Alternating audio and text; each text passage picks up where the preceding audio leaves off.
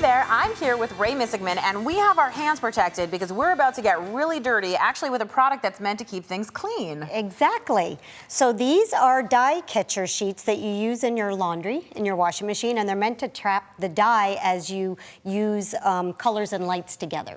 So we're gonna use them for a new purpose today.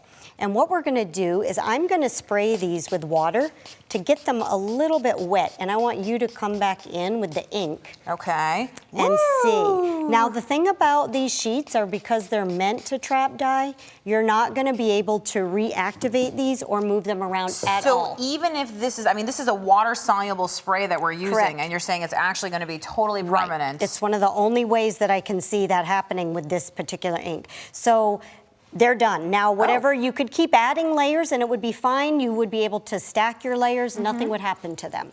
So now we're gonna unglove. Yes, because and we're gonna go we have over some that are dry. We're gonna stitch some together. Okay, so you have some sheets that are dry. You stack two of them because the reason we need to stitch them is we're making actually a very large pouch. And I'm just doing a straight stitch down the side of two.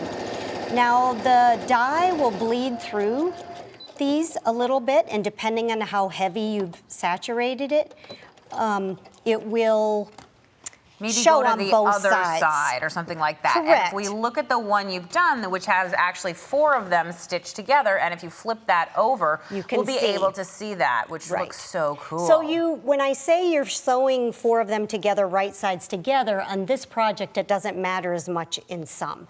So now that you have your long rectangle of 4 pieces, you're going to fold it up so that only one of the sheets is left open. Okay, I like this kind of measuring. I can do that kind of measuring. I'm allergic to rulers, so this works for me. And then you'll have your one last piece up here, and you're just gonna fold your corners in until it comes to meet the top of your fold here. And I notice you're not making a perfect triangle. There's kind of a square in the and triangle. that makes for a nice envelope style flap when we're done. So the reason I like to do this is it makes stitching really easy. We're just gonna start in one corner and go all the way around. And again, you're just using a regular straight stitch. There's nothing fancy here. You don't have to change your needle. Nope. You don't have to do anything special. And this fiber paper's kind of got a little tooth to it, so it doesn't move a lot, so I typically don't have to pin it when I'm sewing either. Okay. So we're just gonna do a little straight stitch So around I noticed the edge. that you back stitched right there to sort of make sure that you really had your stitch in place and it caught it, because again, this is gonna be a usable pouch. Right. And you want to be able to have it be strong and sturdy. And this way you can put more than a piece of paper into it. If you wanted to put, you know, a little gift or something in there, you'd be able to. I've stuffed them with art supplies before, and they're very durable. So fun. Yes. So we're just literally going around all the edges. Actually, you know what would be so cool is if you put it in your travel bag for pens and stuff, which sometimes leak on the airplane, and actually it might catch some of the ink. It would trap all of the dye, correct. Which would be so cool. So now you have it stitched around all of the edges, and you have the option to come back in and stitch these little flaps down. If you do, you can slide a little gift card in there too, or not, or you can come up along your stitch line and trim them off with scissors. Super cool, because if I look inside one of these ones that's finished, what I can see is that in fact you've taken the time to go ahead and just stitch that flap down right on the edge. So now I know that these finished ones have flowers and wings and ribbons. So how are we finishing this off? Well, the nice part about these is you can also draw on them. So I've taken some markers here, and I'm just gonna doodle. You can do anything on them, and everything pretty much sticks when you use it on here because, like I said, it's meant to absorb the color. So you don't get a whole lot of bleeding when you use markers that you typically would on some other paper.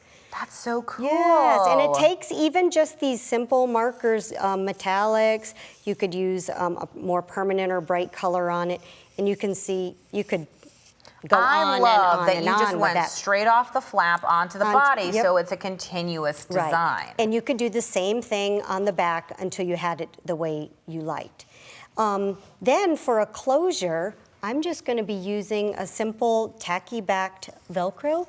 That's the greatest, because you don't even have to sew it. You just sort of snip it and right. throw it on there, and it's going to hold the pouch because shut. this is a type of paper, it's going to stick really well. So you're not going to have any trouble with that coming off. So a nice way to line it up for me is to put it on the flap first and then come down to see where it's gonna meet, and then I just peel this paper off. Instead of trying to put the two halves of the Velcro on separately, which I've done. Oh yes, and it never lines up. It's true. And then we just finish it off. I know you have some embellishments there, Yes. flowers You and can other use fun stuff. these little paper flowers. You can use two-sided tape, hot glue. You could get really creative and stitch on a little metal embellishment or a bead.